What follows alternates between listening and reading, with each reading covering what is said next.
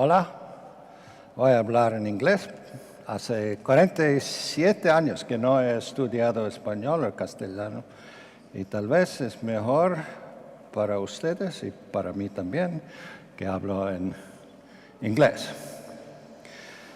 So let me just set my timer because I can talk all day about all this stuff. So what can I do here?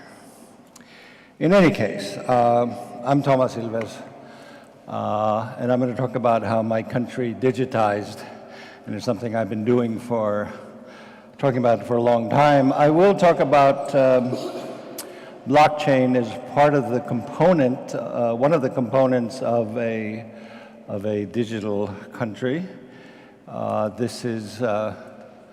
And I'm glad to be in Catalonia, which is the digitally most advanced country south of mine. So, just so you have an idea, we're a small country. Basically, everyone has an ID card. Just about everyone uses the internet. This is all in stark contrast to where we were several years ago. Running a modern... No. And we, through digitization, we calculate based on time saved by citizens and by the government that we save about 2% of GDP a year, which I say pays for our NATO contribution. The usage of internet voting, that's an old statistic, it is now 46% of the population votes online. Doesn't matter. What's interesting also, I guess, is 0.3% of the population that's involved in IT produces 7% of GDP. More interesting, what I am proud of, we're number one in the European Commission's survey of digital services and governance. This is old again, we once again are number one in the world for internet freedom. But also, we are, according to the UN, number one in Europe for security. And this is important to me personally, since because for me, I'm very much a believer in freedom, digital freedom.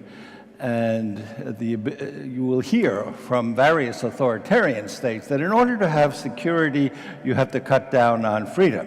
Well, that's not true, and we prove it. So, what I will talk about is what we have done and how we got there. What is important to think about is that, in fact, the digitization of government services allows us to redo the way government has been done since the beginning. Where am I going here? All right. What we first of all have noticed is that the private sector has advanced in amazing ways in the past 10, 15 years. All kinds of services. I live right now in Silicon Valley, and in a 12-kilometer radius of where I live are the headquarters of Tesla, Apple, Google, Facebook, Palantir, and who knows how many other unicorns or billion-dollar companies. At the same time, if I want to go to get a driver's license, it can take me 3 years. In order to register my daughter to go to school, I had to bring a photocopy of my electricity bill. So the mecca of IT for the world has the most primitive public services that you can imagine. Now, much of it has to do with bureaucracy. Bureaucracy was invented either in China, they appeared more or less at the same time in three places: Mesopotamia, China, and Egypt. And this really goes along with the creation of a state, because if you're a ruler, you need to know how many sheep you have, how many people you have, how much they're paying in taxes. And this is a 2,000-year-old picture of bureaucrats writing on paper in China. nature of bureaucracy has been, until the last 25 years in potential, and in reality it continues in almost every country, is that bureaucracy is a serial process.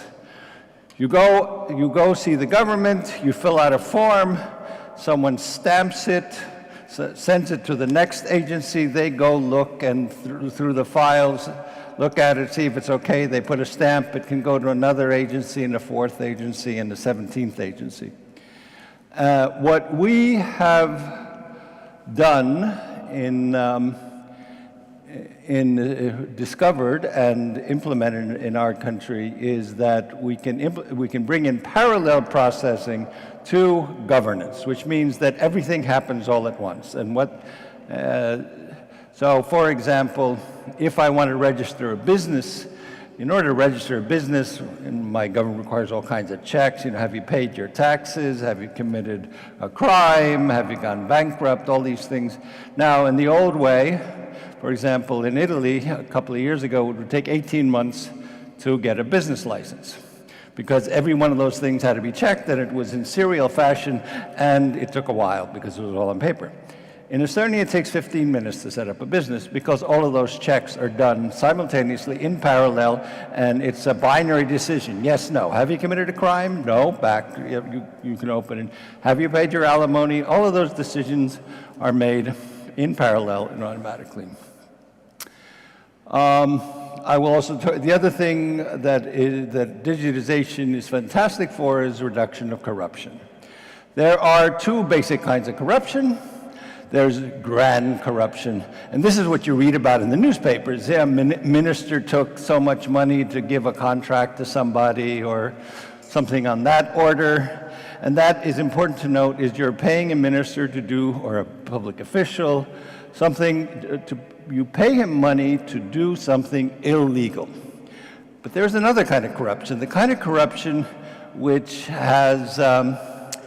actually is all over the world in poorer countries, sometimes in richer ones too, and that is petty corruption or opportunistic corruption, where you're a citizen. In order to get a basic service, you have to pay extra money to the civil service. In Greece, it's called speed-up cash, or it's also called, interestingly enough, fakilaki, which is small envelope in Greek.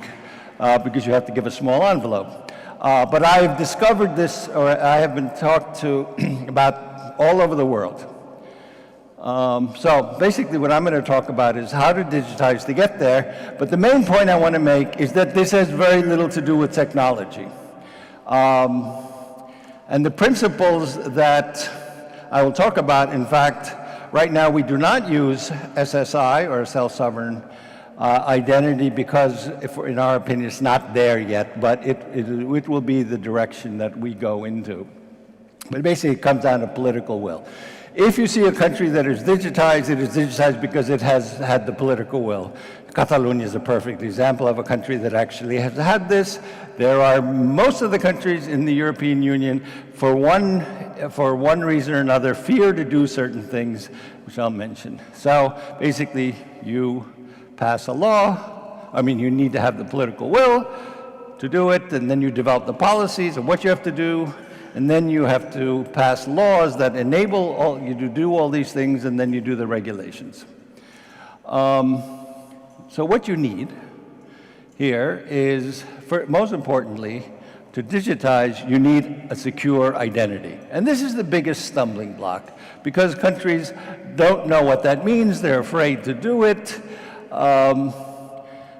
To be secure, you need, at this point, at least, you need to use PKI, or rather, you need to have two-factor authentication, which is about the only secure way of doing things. You need to have end-to-end encryption.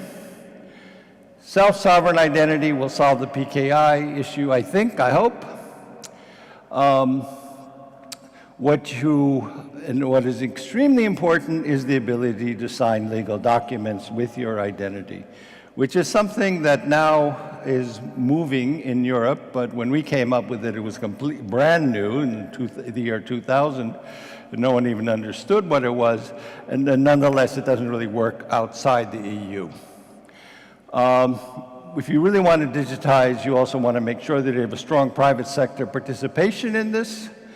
You need a secure architecture that allows you to do all the things that you need to do to run a government. And finally, and this is where the blockchain comes in, you must be able to guarantee data integrity. What we did, we used existing standards on how to, on our government platform. It is completely open source, non-proprietary. As I mentioned, very strong private sector participation. We set up the infrastructure almost 20 years ago, and all new services, public or private, are based on this same model, so it's easy to set up. And as I will mention later on, it has been taken over and copied to one degree or another, by 15 countries. In fact, we have more or less been eaten up by the Finns, because the Finns adopted our program, like it so much, and since there are 5 times as many Finns as there are Estonians, that means they are doing the bulk of the innovation today on the open source program. But the Finns will run throughout this. Why did we do this?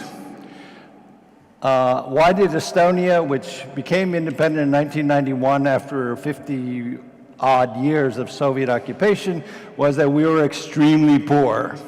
And then we had the Finns across the way. Finland and Estonia are, I guess, it's kind of linguistically, it's like Spanish and Portuguese. The Portuguese all understand Spanish. We Estonians all understand Finnish. The Spanish don't bother with Portuguese, and the Finns don't bother with us. But anyway, in 1938, we had the same GDP per capita. 1990, which was the last full year before the war. 1992, the first full year of independence or re-independence, there was an 8-fold difference in GDP per capita, which shows you the benefits of communism. And so various people saying, well, what do we do? And for me, since I learned to program 50 years ago, in this one-off bizarre program I was in, I looked at Finland, and this is what Finland had. This is what we had. And only 1/3 of the population had even this. So that was the level of development we were in 1992. And then we had these big questions. What do we do? And all kinds of people had all kinds of ideas. Oh, let's stay with the Soviet model and keep the kolkhozes. Other people wanted to become Hong Kong. There were all kinds of ideas. But for me, being a geek, in 1993, Mosaic came out. And this was 4 years after the HTTP protocol was invented by Tim Berners-Lee, but there had been no use for HTTP really until the first web browser, which you had to, in 1993, you had to go to the store and you had to buy it on floppy disks, which I did, and I thought this is great. And what really struck me was that whereas everything else, the West, as it were, was far, far ahead of us because they'd had 50 years of development, we had not. But here was something we were on exactly the same level playing field. We're all starting at the same point. So I pushed the government and pushed the government. I was a diplomat at the time, to get involved with digitization, and fortunately they listened. And one of the things that I pushed for, because I had learned to code in 1969, was that we should computerize all the schools and connect them up, which for at least a year I was the bête noire, the primary enemy of the teachers union newspaper that attacked me every week for being the stupidest person ever. But in any case, we started a program to digitize or computerize the schools. Unfortunately, we had a minister of education who had a PhD in astrophysics, so he sort of understood the issue. And the government did it and listened to me. And so by 1998, all Estonian schools had computer labs, and they were all connected on the web. 1998 was a pretty early time to do that. It was so successful that the banks looked at this and said, wow, this is a pretty good idea. We should support this. And so we came up with another program that was basically funded by the banks, because our problem was we had all these little villages, and we had 3 big banks and then a bunch of other smaller ones. But every village had to have at least 2 banks in it. That's just the way they operate, a brick and mortar bank. But anything that has a small village, it just costs a lot of money in labor and in rent. So we pushed through a program called See the World, or Look at the World, in which we taught people, the rural people, older people in the countryside, how to use computers. Every municipal sort of town hall had installed computers that people would use. This is all back when there was a very low computer ownership. Right now it's 90%, so it's not so relevant, but at the time, this is how we got the population on board. But the problem we faced was that it was not enough. Because, and this, since we've already had 2 talks on SSI, I don't have to go into this for you all, but this is the fundamental problem of the internet era, which is from this cartoon, which is 26 years old already, but this is the problem, is that who are you on the internet? And now if you want to digitize government, this becomes very important. This is not going onto Twitter with a Twitter handle. We have to know you are you. And so we came up with this. We sort of figured out we really need to develop a strong identity with all of these factors. Now, 2FA, two-factor authentication, was at the time and continues to be, until we come up with something better, the best way to identify yourself. And as I mentioned earlier, we are looking at SSI very seriously, but it's not there yet. And we need end-to-end encryption. And one thing that again comes up with the political will part is that identities will not, the digitization will not work unless you make a digital identity mandatory. And this is where government's saying, I don't want to do that. Well, the problem is that if you don't make it mandatory, basically what happens is about 25% of the population, the early adopters, will say, oh, this is cool, I'm going to get it. So, well, basically in Europe it runs, where it's voluntary, is 15 to 25%. Yeah, I've had an Apple since 1983, so, I'm an early adopter. I would have gotten this anyway. But the problem is, if you do not have mandatory universal IDs, what will then happen is that if you are a government or a private company that you would potentially use this system, is that you go like 75% of the population, 80% of the population doesn't have it. Why should I invest in developing a digital service when 3/4 of the population isn't or cannot use this? And so the first tough thing to do for a government is say, okay, all of you now you will all get a digital identity. And then you have to hope that the quality of the service will make them all use it. But in any case, it must be mandatory. And we see the failures in Europe, in the European countries that do not have mandatory identities. That's precisely why digital services never take off. Because people don't bother, and then there's no investment. And if you look across Europe, you see where digitization of government services has not worked. It's precisely in those countries where you don't require it. So the steps, 2000, we passed the digital signature law, the first one of any in any country. Now everyone has one, I guess, in Europe at least. And it is the basis of all digital transactions, of contracts, and so on that we use, digital prescriptions.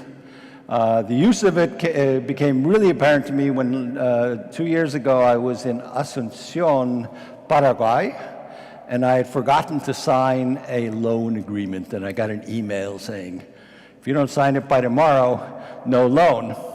And so all I did was I just plugged my ID into my computer and I digitally signed it. If in the old days I would have had to wait for 2-3 days for Federal Express to send me a contract for a wet signature and then I'd send it back. These are the kind of advantage you get. So we rolled out this ID card. I don't really have to tell you about this stuff here because you know all about it.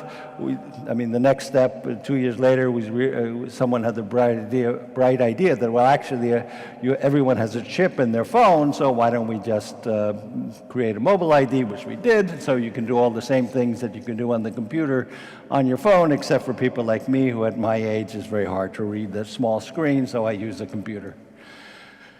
I don't have to tell you about end-to-end encryption, but the authentication is done in your device, so that so the authentication center that then decides what information you can have access to. All it gets is a message saying you are authenticated.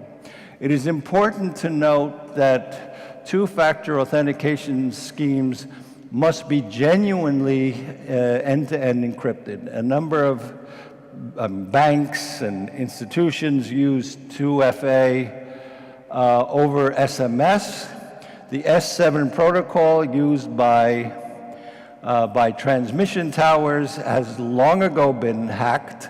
And in fact, several years ago already, a German bank lost 3 million euros because they did their two-factor authentication over SMS. SMS 2FA is not reliable, don't use it. Two-factor authentication, I don't have to explain for this crowd probably, but anyway, you know something, and that may be a number, a password, or maybe something else, and something you have, and those two have to match, and what you have is a chip.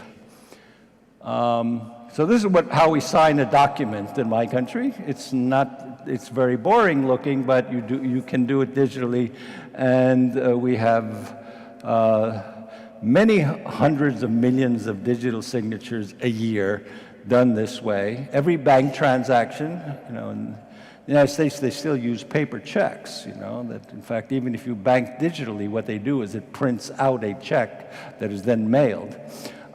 In the year 2019, but in any case, this is how you sign documents. Now, the next thing is you have, and this is our own innovation, which is you have to think seriously about architecture. Who can see what?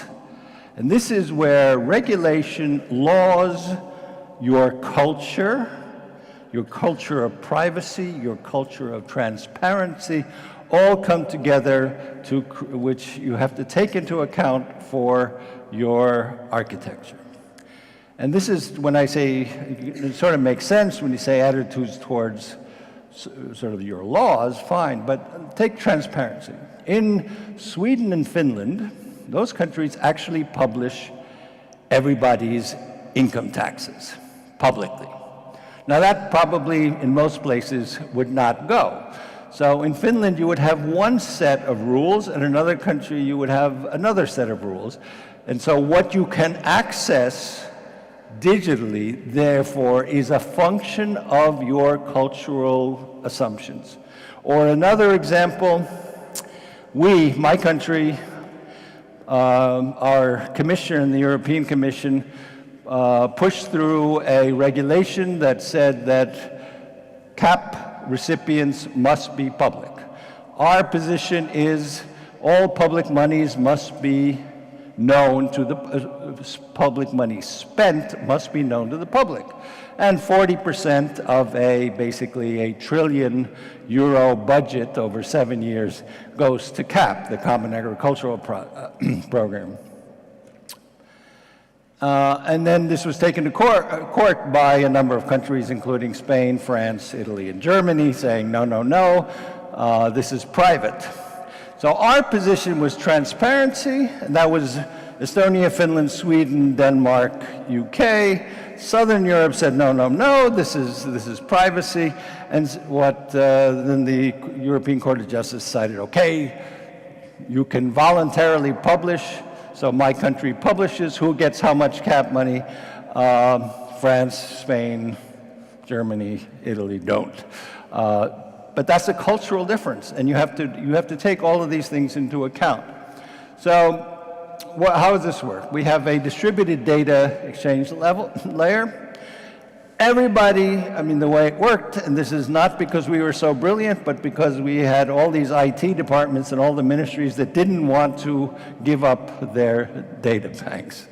So they said, no, no, we're never going to have a central database.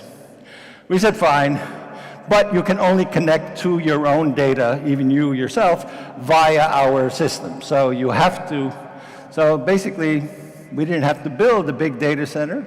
Everyone kept their servers, but you couldn't get into the servers unless you identified yourself, and you were therefore, we knew who was looking at what. And so this is why it's a distributed data exchange layer. We also have very complex rules that, again, you have to figure out yourself for each country about who can see what. In my country, you can see what property I own, but you can't see my health records, right? We have an additional factor is that every person in Estonia can see who accesses your data. So when I was president, once a month, my PR guy would come and say, well, this newspaper and this newspaper and this magazine all queried your property records. Because they want to see, did he, God forbid, he might be buying things or something, we have this culture of envy in my country. So I would know that, this reporter from this newspaper was looking at my property records on this day. Works pretty well. All right. The idea of a distributed data exchange system, I just put this up here because you may remember about 20 years ago, the world's largest oil tanker, the Exxon Valdez, ran aground in Alaska, and it was the biggest oil spill ever. And the problem was that it was all one big hold. So if you hit a rock, then everything goes out. And after that, they've gotten a little smarter. And now, if you're an oil tanker, they're all compartmentalized. This is the security element of a distributed data exchange layer, is that if someone actually does manage to break into something, well, you can't really get everything. Now, I will now show you how this thing works. Hit it. Running a modern state is a data-centered endeavor. Ensuring the functioning of the state requires administering very large quantities of data. Estonia lacks a centralized or master database. Data is stored where it is created. Each agency administers its own data separately, and data is not duplicated. At the same time, state authorities and agencies need data outside their purviews in order to function. For example, the police constantly require information from the population register. Likewise, the unemployment insurance fund depends on information from the health information system. How can authorities securely exchange important data? First, the data must be easily accessible by the authorities that are authorized to use it. Second, the integrity of the data must be maintained. No third party should be able to make any changes to the data while it is in transit. Third, the data must remain confidential during its journey. It must be protected from the eyes of unauthorized parties. The X-Road is a data exchange platform that fulfills all three of these requirements. The X-Road makes life simpler for both the state and the citizens. For example, when a child is born, information about the birth is sent directly from the hospital to the population register. From there, it is sent automatically to the health insurance fund so that the child will have health insurance and a family physician. This prevents the creation of excessive paperwork and saves time. The state functions in the background. The X-Road helps authorities make work processes more convenient. Many activities can be automated, which frees employees to deal with matters that require human involvement. Authorities also don't have to worry about the authenticity of data. they can be confident that data received from the tax board definitely originated from the actual tax board. Additionally, the X-Road can be used regardless of what technology an authority uses. For the state, the X-Road, above all, makes it possible for authorities to efficiently exchange data among themselves. Sensitive information moves securely, and the system itself is so resilient that it cannot be easily brought down by those with malicious intentions. Since the birth of X-Road in 2001, the system has operated continuously without interruption. The X-Road helps the state see the big picture of how different authorities are connected to one another.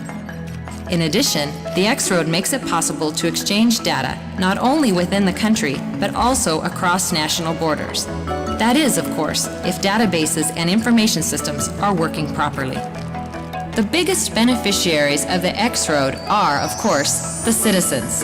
They enjoy the benefits of a better functioning state and save all of the time they would otherwise spend submitting papers and forms. How much time? During the time it took you to watch this animation, the X-Road saved around 240 working hours in Estonia. Cool.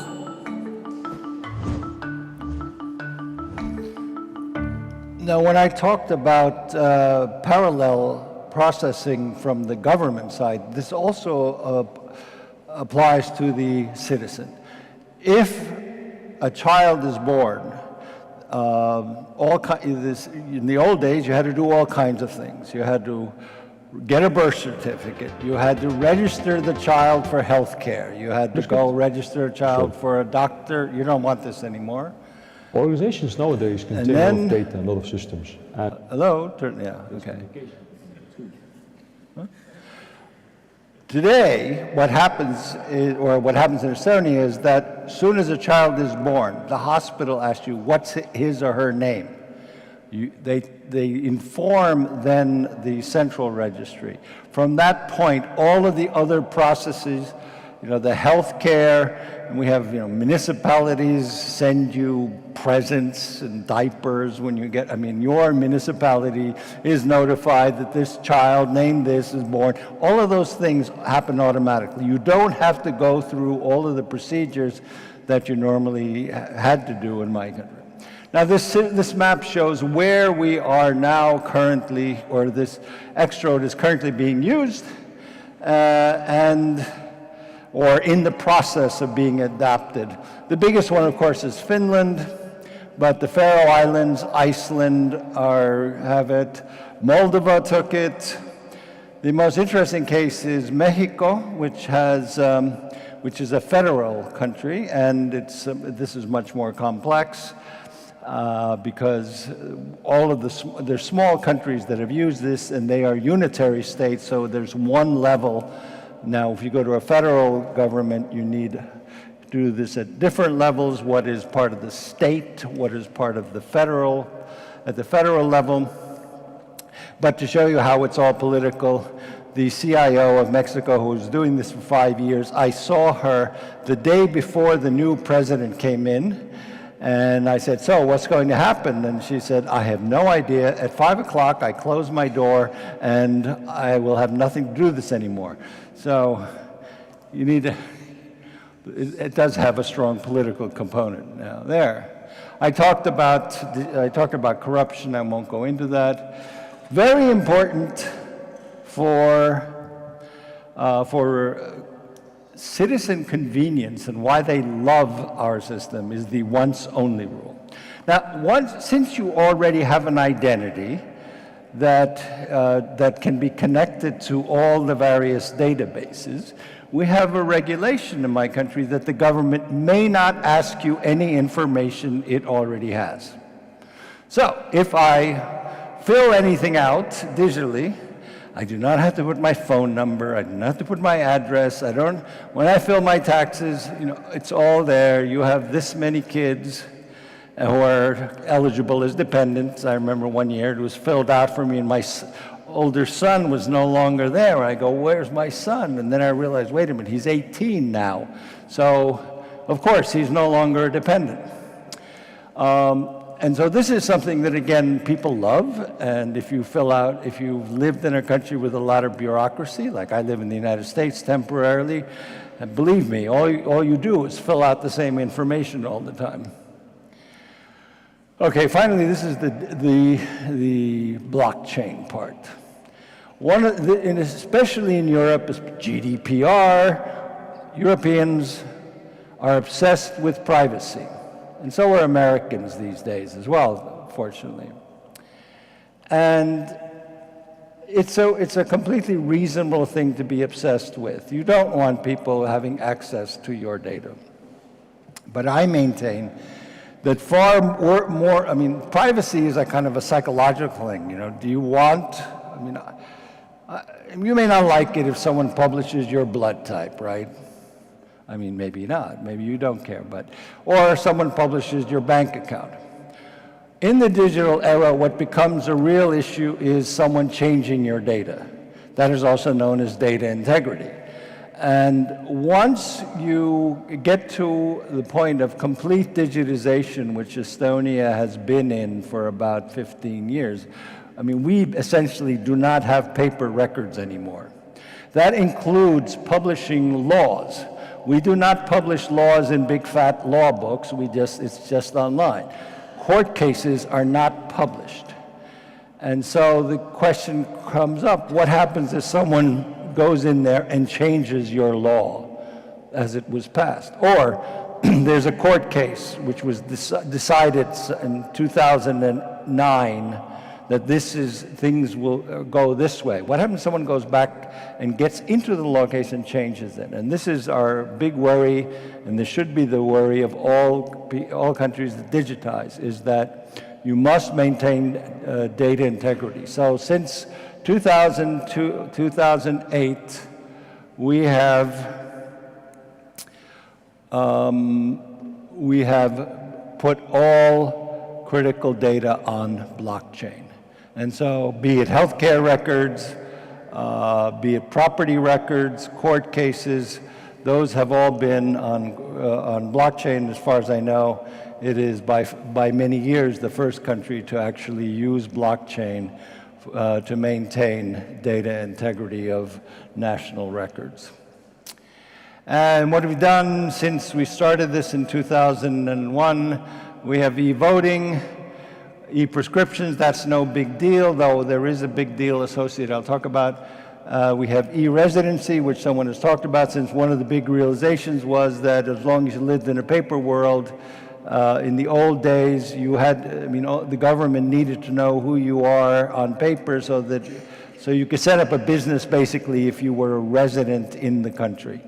And one day we realized, well, actually, in this era, you don't have to be a resident. We just have to know who you are. And so we set up this e-residency. There are 50,000 people who have adopted Estonian residency. It doesn't give you any social or political rights, but it gives you the right of establishment, which has been used extensively by countries that want to, outside the EU, citizens of countries outside the EU that want to do business inside the EU. And so for all kinds of countries outside the EU, people applied for it. For example, in Ukraine, PayPal didn't work. It does in Estonia. And so Ukrainian software companies set themselves up in Estonia so they could be paid. SMEs in the UK have been the new trend. If you're a big UK company, obviously you already have you have a building in Brussels or Paris or Berlin or Den Haag or Amsterdam. But if you're an SME, you don't have a building in any of those countries, but you don't want to, you want to be established inside the EU. So we see this huge sort of avalanche of applications from SMEs in the UK because they know as of a week from today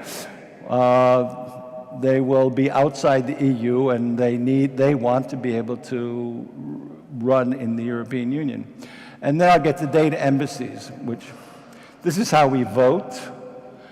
Well, prescriptions, I mentioned prescriptions. It's not, I mean, everyone has digital prescriptions almost these days, even in the United States, though they're kind of corporate linked.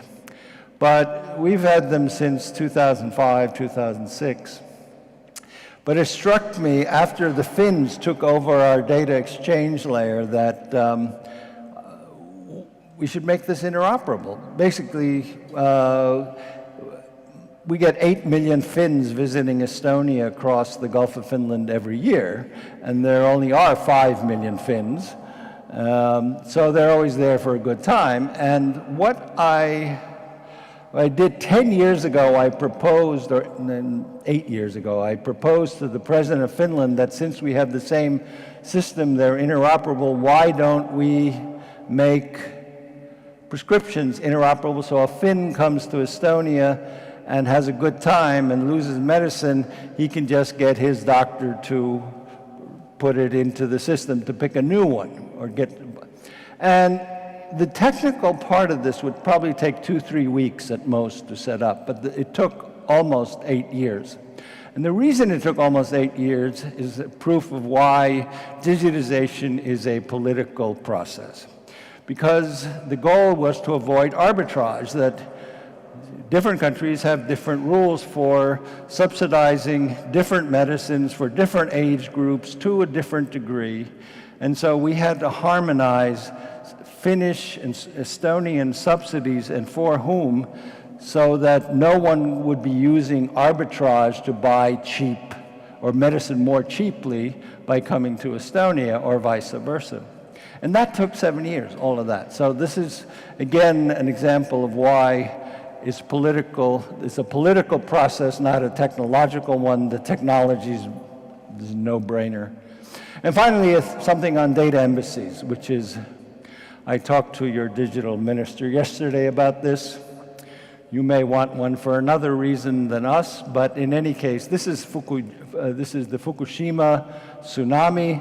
Now, it's either due to the wave of the tsunami or due to the meltdown of the reactor there. I don't know which one, but Japan lost a small amount of their national data. So we looked at this, and from our point of view in Estonia, we basically, over the last 1,000 years, have been invaded on an average of twice a century. And the 20th century was really bad because we were invaded 6 times. So we said, what happens? We're so digital. What happens if we get invaded again? And so what we did was, I call it the Assange rule, but the Vienna Convention on diplomatic representations gives extraterritoriality to embassies, which means the government where the embassy is cannot go into it. So we talked to the Luxembourgians, or the Luxembourgeois, and asked them, how about if we declare a server Estonian territory? And they said, okay. And so what we have is online, real-time, constant transfer via dedicated line from Estonia of all critical databases.